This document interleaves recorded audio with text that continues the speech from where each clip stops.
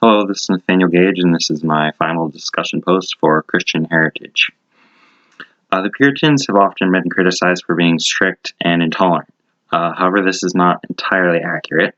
The Puritans lived in a world where religious conformity was the norm. They viewed themselves as a godly example to the rest of the world. That is why they punished dissenters and other sinners so harshly.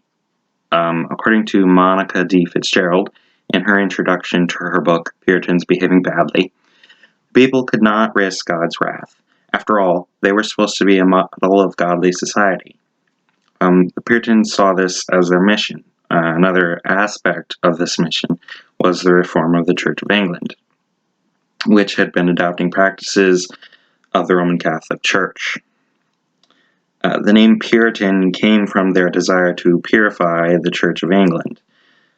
Eventually, some Puritans came to the conclusion that the Church of England could not be reformed from within. So some of them felt their goal could better be accomplished from across the Atlantic.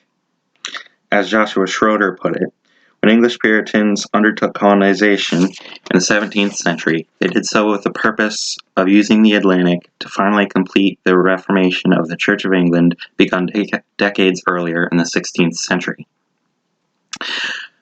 To some, it may seem ironic that the Puritans left England in hopes of finding religious freedom, only to supposedly suppress it in their own communities.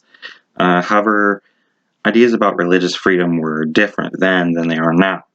The idea that one could choose to believe anything one wanted or not believe in anything at all would have been foreign to them. As Daniel Baroksky put it, they were religious people with a strong piety and a desire to establish a holy commonwealth of people who would carry out God's will on earth. The idea of civil government and church being separate was not common then, if it happened at all.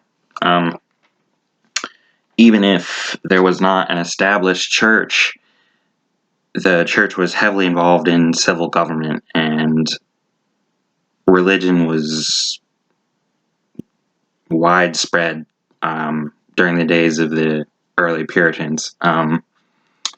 So when they came to Massachusetts or New England or Virginia, it would have been difficult, practically impossible for them to completely change their style of government, which was so accustomed to